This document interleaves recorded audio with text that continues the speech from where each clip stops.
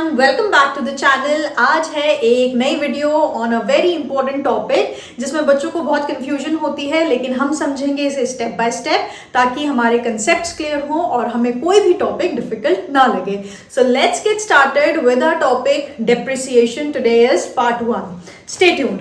Okay, so we are talking about depreciation. तो सबसे पहले, जैसा आपको पता है मेरा पढ़ाने का तरीका क्या है, सबसे पहले हम एक टर्म को अच्छे से समझते हैं और उसके बाद हम उस टॉपिक को डेवलप करते हैं। So let me right it down over here. This is depreciation. अब डेप्रिसिएशन वर्ड जो है वो एक और इंपॉर्टेंट टर्म के साथ जुड़ा हुआ है हमारे अकाउंट्स की, and that term is assets. Right, हमारे पास जितने भी असेट्स होते हैं, राइट, उन पे कुछ ना कुछ डेप्रिसिएशन चार्ज होती है over a period of time. What I mean to say, आपके घर में रेफ्रिजरेटर है, आपके घर में एसी है, आपके घर में टीवी है, गाड़ी है, ये सारी चीज़ें जो हैं आप इसे शोरूम से खरीद कर लेकर आए। जैसे ही खरीद कर लेकर आए उसकी वैल्यू थोड़ी कम हो जाती है। उसे आपने over a period of time इस्तेमाल किया, थोड़ा वो ख़राब हुआ, ऑब्सोलीट हो गया, मतलब नई टेक्नोलॉजी आ गई, पुराना हो गया, आपने काफ़ी लंबे टाइम तक उसे इस्तेमाल किया। फिर जब आप उसे बेचने गए तो आपको उतना पैसा नहीं मिलेगा जितने का आपने उसे खरीदा था। ये बहुत जायज़ सी बात है। तो ये जो वैल्यू रिडक्शन हुई है over a period of time because of several reasons like wear and tear, time and obsolescence, इसे हम बोलते हैं बेटा डेप्रिसिएशन। राइट, जितने भी आपके इस तरीके के असेट्स होते हैं जिन्हें हम कैपिटल असेट्स भी बोलते हैं या फिक्स्ड असेट्स भी बोला जाता है, फिक्सचर्स भी बोला जाता है, इन पे यूजुअली डेप्रिसिएशन चार्ज होती है। राइट, उसके बाद हमारे पास कुछ असेट्स ऐसे होते हैं जिसपे डेप्रिसिएशन का जो कंसेप्ट है वो काम ही नहीं करता है। ये वो असेट्स होते हैं जो काफ़ी ज़्यादा वैल्यू होल्ड करते हैं और इनकी जो मार्केट में डिमांड होती है वो हमेशा सप्लाई से ज़्यादा रहती है क्योंकि इनका जो स्टॉक है वो लिमिटेड रहता है। अब मैं बात कर रही हूँ सोने की, चांदी की, लाइक गोल्ड, सिल्वर, लैंड है। ये सारे असेट्स ऐसे होते हैं जिनकी value over a period of time बढ़ती है क्योंकि इनकी क्वांटिटी लिमिटेड है, ये उतनी ही रहेगी, ये बढ़ नहीं सकती है। राइट, जितने रिजर्व्स हमारे गोल्ड के हैं उतने ही रहेंगे, जितना लैंड अवेलेबल है उतना ही रहेगा, लेकिन इनकी डिमांड दिन पर दिन बढ़ती चली जाती है। तो इसीलिए इनकी वैल्यू जो है वो एप्रिशिएट करती है रादर देन डेप्रिशिएट। अब इसी तरीके से अगर मैं आपको एक एग्जांपल दूं तो बहुत सारे ब्रांड्स जो हैं वो अपने प्रोडक्ट्स को भी इन्हीं गुड्स की तरह बनाना चाहते हैं। जैसे हर्मीज का बैग है, राइट, ये क्या होता है, इसकी वैल्यू भी over a period of time increase होती है। दो it is a man made good, लेकिन फिर भी इसकी वैल्यू क्या हो रही है, एप्रिशिएट हो रही है क्योंकि इसकी क्वांटिटी जो प्रोड्यूस की जा रही है वो इतनी लिमिटेड है, इतनी ज़्यादा एक्सक्लूसिव है कि ज़्यादा से ज़्यादा लोगों को इसकी ज़रूरत है और उन्हें मिल नहीं पा रहा है। लंबी वेटिंग लिस्ट है एंड एज अ रिजल्ट इनके प्राइजेस क्या होते हैं, बढ़ते चले जाते हैं। तो ये तो बात हुई कुछ ऐसे असेट्स की जो क्या होते हैं, एप्रिशिएट होते हैं। उसके बाद जब मैं डेप्रिसिएशन की बात करती हूँ तो अगर मैं बात करूँ कुछ असेट्स की जिन्हें हम बोलते हैं टैंजिबल असेट्स, मतलब जिन्हें देखा जा सकता है, जिन्हें छुआ जा सकता है, जिन्हें महसूस किया जा सकता है। जैसे हमने एग्जांपल लिया फ्रिज का, एसी का, टीवी का, कार का, ये सब क्या है, टैंजिबल असेट्स। इनकी जब वैल्यू कम होती है तो उसे बोला जाता है डेप्रिसिएशन। राइट, उसके बाद हमारे पास कुछ और असेट्स भी होते हैं बिजनेस में, जैसे पेटेंट्स हैं, कॉपीराइट्स हैं।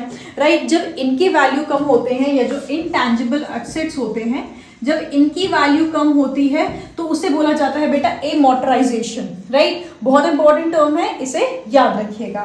और उसी के साथ साथ कुछ नेचुरल रिजर्व्स होते हैं, जैसे माइंस हैं, किसी ने कोई माइन खरीदी, उसमें से कोल एक्सट्रैक्शन चल रहा है, तो पहले कोल एक्सट्रैक्शन जब स्टार्ट होगा तो ऑब्वियस सी बात है माइन की वैल्यू ज़्यादा होगी।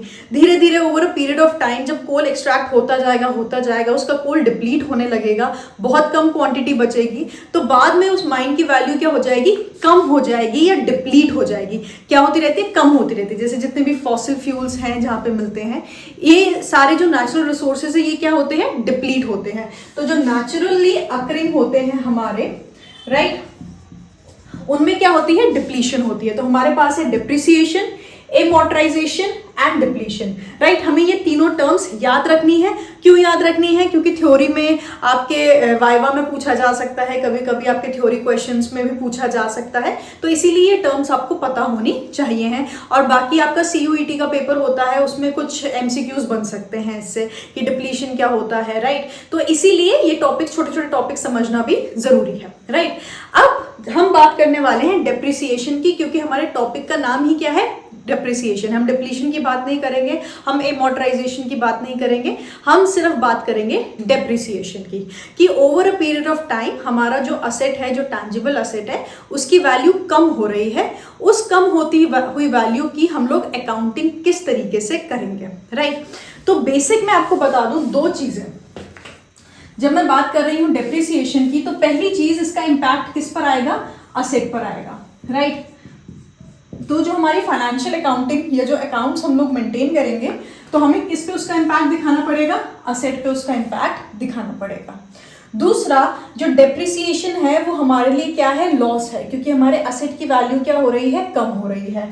तो लॉस के लिए भी हम लोग एक अकाउंट बनाते हैं, तो इसीलिए हम लोग एक डेप्रिसिएशन का भी अकाउंट क्रिएट करेंगे, राइट। तो इसकी अकाउंटिंग में दो अकाउंट्स जरूर बनेंगे, एक असेट अकाउंट बनेगा, एक डेप्रिसिएशन अकाउंट बनेगा। दो अकाउंट्स और बनते हैं, उनके बारे में हम बात करेंगे लेटर स्टेज में, जब हम उस टाइप के क्वेश्चंस पर आएंगे। अभी के लिए आपको क्या समझना है कि डेप्रिसिएशन का जो अकाउंटिंग इंपैक्ट होगा, उसको दिखाने के लिए हम दो अकाउंट्स बनाएंगे, एक असेट अकाउंट और एक आपका डेप्रिसिएशन अकाउंट, राइट। अब डेप्रिसिएशन करने के हर एक बिजनेस के बेटा अलग अलग तरीके होते हैं, राइट। कुछ अकाउंटिंग स्टैंडर्ड्स होते हैं जो बताते हैं कि एक पर्टिकुलर टाइप ऑफ बिजनेस को किस तरीके से डेप्रिसिएशन चार्ज करनी है। कुछ इंडस्ट्री स्टैंडर्ड्स होते हैं, राइट। कुछ ऐसे तरीके होते हैं जो नेटिव तरीके से इस्तेमाल किए जा रहे होते हैं, पहले से कंपनीज वही इस्तेमाल कर रही हैं, राइट। लेकिन अभी आपके करिकुलम के हिसाब से हमें दो मेथड्स पढ़ने हैं, और वो दो मेथड्स हैं। पहला मेथड है straight line method, SLM, straight line method, और दूसरा है written down value method, WDV, written down value method, right. दोनों ही जो तरीके हैं वो बहुत सिंपल हैं, इतना कुछ टेक्निकल नहीं है इसमें, राइट। थोड़ी सी कैलकुलेशंस है बेसिक मैथमेटिक्स को लेके, तो प्लीज़ इसे हवा मत बना लीजिएगा कि भाई मुझे मैथ्स नहीं आती है, मुझे मैथ्स समझ नहीं आती है तो मुझे अकाउंट्स भी समझ नहीं आएगी। बहुत बेसिक परसेंटेज इसमें हम लोग इस्तेमाल करने वाले हैं। तो पहले हम लोग बात कर लेते हैं स्ट्रेट लाइन मेथड की, और उसके बाद हम जाएंगे रिटन डाउन वैल्यू मेथड पर, राइट। अब ले लीजिए एक एग्जांपल ले लीजिए कि मेरा कोई बिजनेस चल रहा है और वहां पर मैंने कोई असेट एक्वायर किया, लेट्स से 1 अप्रैल 2024 को, या चलो 2020 ले लेते हैं, ठीक है, द डूम्ड ईयर। तो मैंने 1 अप्रैल 2020 को अपने बिजनेस के लिए एक असेट एक्वायर किया, कितने का, 2 लाख रुपीस का। अब इसे क्या बोलते हैं, इसे हम बोलते हैं असेट की cost.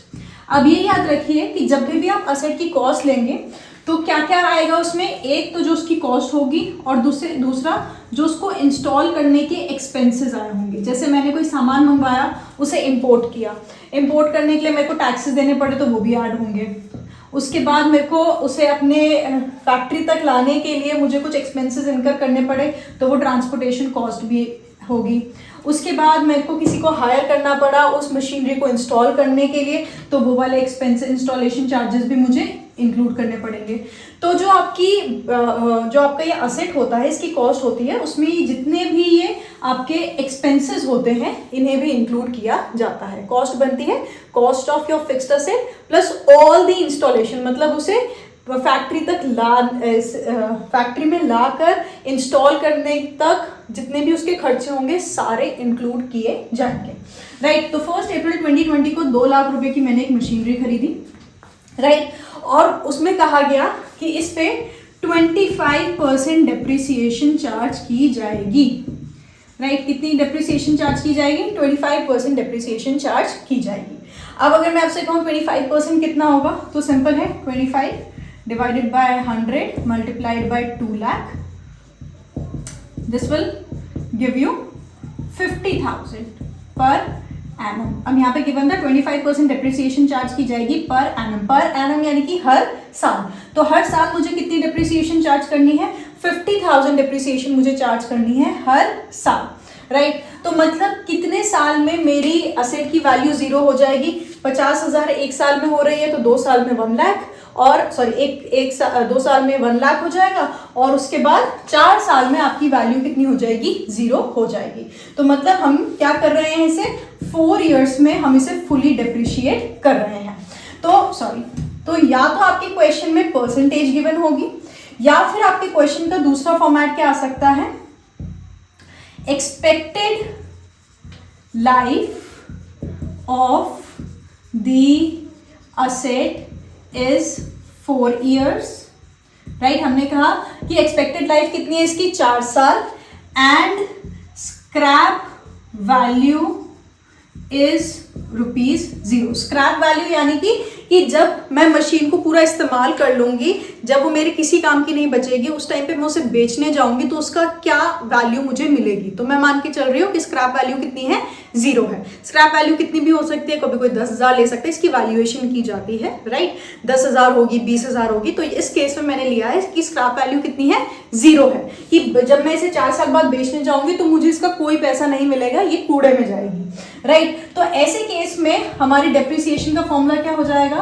Depreciation is equals to cost, यानी कि जितने की हमने मशीनरी खरीदी है, minus scrap value divided by expected life, right.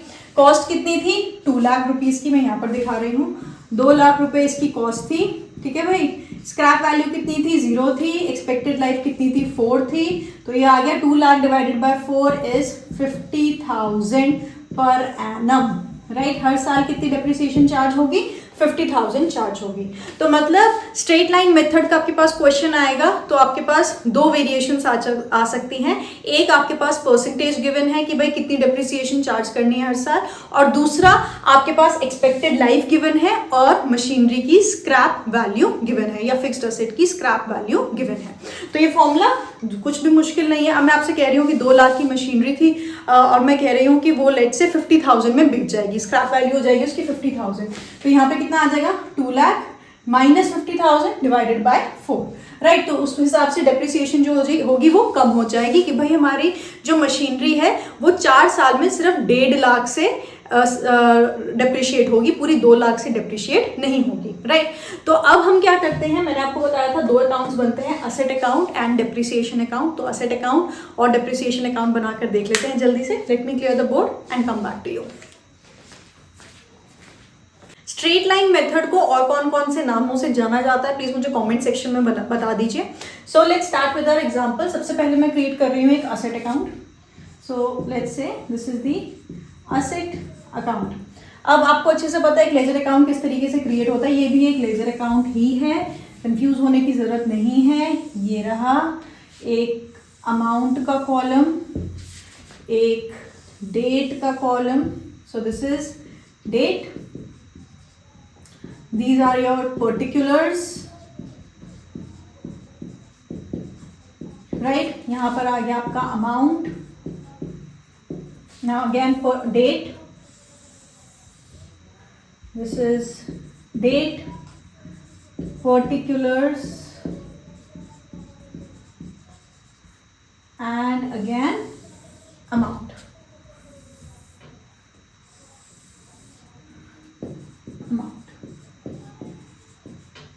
Right. चलिए स्टार्ट करते हैं, देखते हैं किस तरीके से ये बनता है। चलिए, ये मैं एक पर्टिकुलर असेट के बारे में बात कर रही हूँ। ये है डेबिट साइड, ये है क्रेडिट साइड। हमें अच्छे से पता है ये नेगेटिव साइड है, पॉजिटिव साइड है। मतलब जब भी असेट इंक्रीज होगा उसे इस साइड दिखाया जाएगा, और जब भी असेट रिड्यूस होगा उसे इस साइड दिखाया जाएगा, राइट। अब 1 अप्रैल 2020 को मैंने क्या ली है, अपनी मशीनरी ली है। तो मैं यहाँ लिख रही हूँ 1 अप्रैल 2020 को मैंने मशीनरी ली। लेट्स से मैंने पूरी पेमेंट जो थी वो चेक के थ्रू की, बैंक के थ्रू की। तो क्या आ जाएगा यहाँ पर, asset account debit to bank account, right. कितने की थी, 2 लाख रुपीस की मेरे पास मशीनरी थी, ठीक है।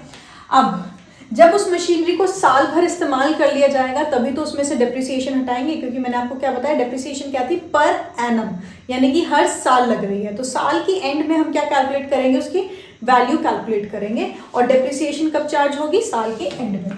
तो अब 1 अप्रैल 2020 को खरीदा तो ऑब्वियस सी बात है, हम लोग फाइनेंशियल ईयर के हिसाब से चल रहे हैं। तो यहाँ पर आ जाएगा 31 मार्च 2021। अब डेप्रिसिएशन की वजह से असेट क्या होगा, कम होगा। तो यहां पर क्या दिखा रहे हैं हम लोग, डेप्रिसिएशन, राइट। डेप्रिसिएशन की वजह से एसेट की वैल्यू क्या हुई है, कम हुई है। कितने से डेप्रिसिएशन चार्ज करना था हमें, 50,000 से हमें डेप्रिसिएशन चार्ज करना था, राइट। उसके बाद 31 मार्च को जब हम लोग अकाउंट्स क्लोज करेंगे 2021 को, तो मेरे से पूछा गया कि भाई बैलेंस कितना है, तो बैलेंस कैरिड डाउन, कितना बैलेंस कैरी करके लेके जाऊंगी मैं, 2 लाख की मशीनरी में से 50,000 की डेप्रिसिएशन हट गई है, मतलब 1,50,000 वैल्यू बची है हमारी किसकी, असेट की। तो यहाँ पे क्या आ जाएगा, 1,50,000। यहाँ पर मैं अकाउंट क्लोज कर दूंगी। This is 2 lakh, this is again 2 lakh and this is the end of our year, right. अब हम फिर से अपना बैलेंस ब्रॉट डाउन करेंगे कब, 1 अप्रैल 2021। क्या है ये, बैलेंस ब्रॉट डाउन। कौन सा बैलेंस है ये, पॉजिटिव बैलेंस है, डेबिट बैलेंस है। कितना बैलेंस है, 1,50,000। हमने कितने से शुरू की इस बार मशीनरी, 1,50,000 से। अब साल भर से फिर से इस्तेमाल करेंगे, यानी कि 31 मार्च 2022 को क्या चार्ज करेंगे हम लोग, डेप्रिसिएशन चार्ज करेंगे। कितनी डेप्रिसिएशन लगेगी, 50,000, राइट। बैलेंस कितना आएगा, बैलेंस कैरिड डाउन, 1.5 लाख की मशीनरी में से 50,000 चले जाएंगे, तो 1 लाख रुपीज हमारी मशीनरी की वैल्यू बची है as on 31 March 2022।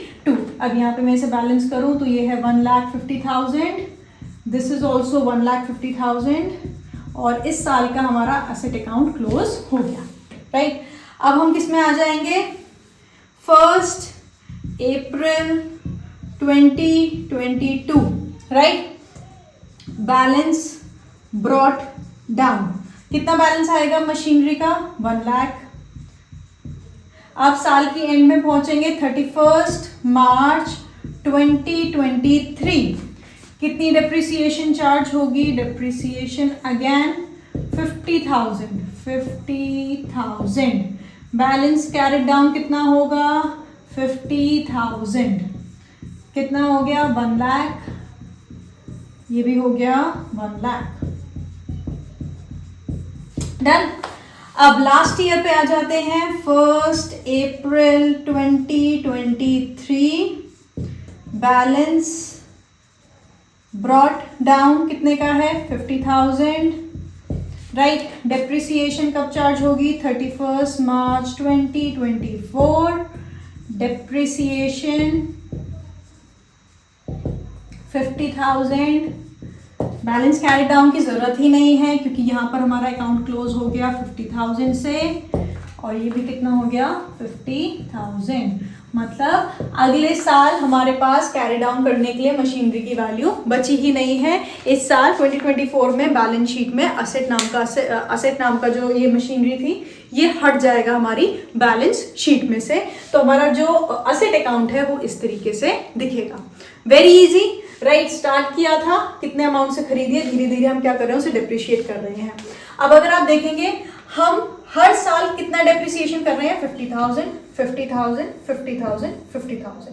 That's why this is called straight line method, right. इसलिए हम इसे क्या बोलते हैं, स्ट्रेट लाइन मेथड, कि हम लोग हर साल सेम डेप्रिसिएशन चार्ज कर रहे हैं। लेकिन रियल लाइफ में ऐसा नहीं होता है। इनिशियली जो होती है हमारी मशीनरी की वैल्यू ज़्यादा रैपिडली घटती है और बाद में वो कम कम होकर घटने लगती है। जैसे अगर मैं कहूँ कि हर साल 25% से डिप्रिशिएट होगा, तो पहले 2 लाख पर 25% लगेगा, राइट। उसके बाद जब 25% रिड्यूस हो जाएगा तो कितना बचेगा, 1,50,000। फिर 1,50,000 का कितना कैलकुलेट होगा, 25% कैलकुलेट होगा। तो यहां पर अब जो ये वैल्यू है वो 50,000 नहीं रहेगी, वो क्या हो जाएगी, कम हो जाएगी।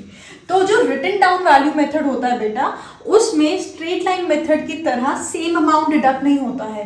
धीरे धीरे करके डेप्रिसिएशन की वैल्यू भी कम होती जाती है क्योंकि असेट की वैल्यू भी क्या हो रही होती है, कम हो रही होती है। तो जो परसेंटेज उसका डिक्रीज होता है, राइट, परसेंटेज सेम रहेगा 25%, 25%, 25%, लेकिन कम कम अमाउंट पे लग रहा है तो इसलिए डेप्रिसिएशन की वैल्यू भी घटती जाती है। तो रिटन डाउन वैल्यू मेथड के हिसाब से सबसे ज्यादा डेप्रिसिएशन इनिशियल ईयर्स में होती है और उसके बाद धीरे धीरे धीरे धीरे हमारा असेट डिप्लीट होता रहता है और एक टाइम ऐसा आता है जहां उसकी स्क्रैप वैल्यू कैलकुलेट की जाती है, उसे बेच दिया जाता है।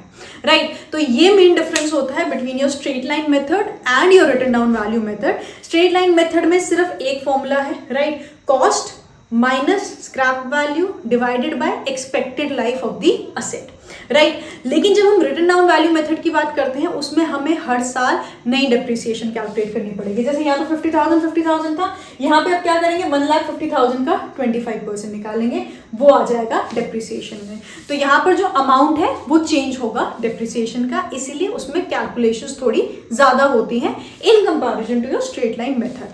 बाकी कॉम्प्लेक्स वो भी नहीं है, वो भी बहुत सिंपल है, राइट। तो ये था आपका बहुत simple example straight line method का। मैंने आपको असेट अकाउंट बता दिया। अब मुझे एक मिनट दीजिए ताकि मैं फटाफट से आपको डेप्रिसिएशन अकाउंट भी बना के दिखा दूं और ये कंसेप्ट आपका एकदम क्लियर हो जाए।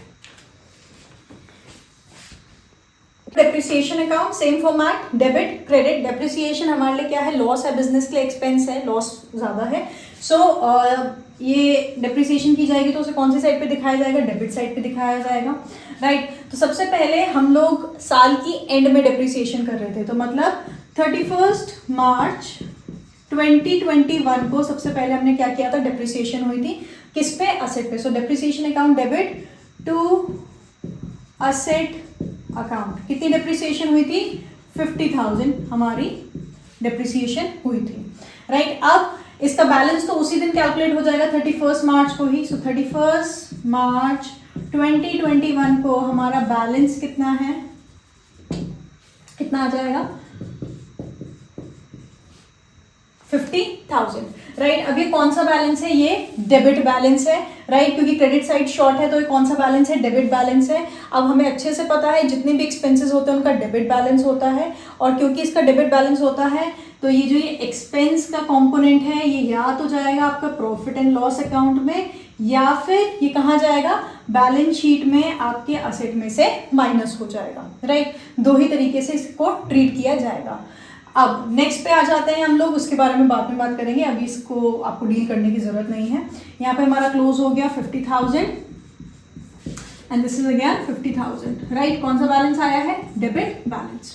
उसके बाद अगेन 31 मार्च 2022 को अगेन असेट पे डेप्रिसिएशन चार्ज हुआ, कितना 50,000। अगेन कितना बैलेंस आया, कौन सा बैलेंस है, डेबिट बैलेंस। सेम डेट पर, तो मैं यहीं पे डेट रिपीट नहीं कर रही हूँ, कितना है 50,000, again 50,000 and 50,000, done, no balance. Now next is 31 March 2023, again asset पे डेप्रिसिएशन चार्ज किया गया, कितना डेप्रिसिएशन चार्ज किया गया 50,000। बैलेंस कितना आ गया, this is balance 50,000, again 50,000 and 50,000, right.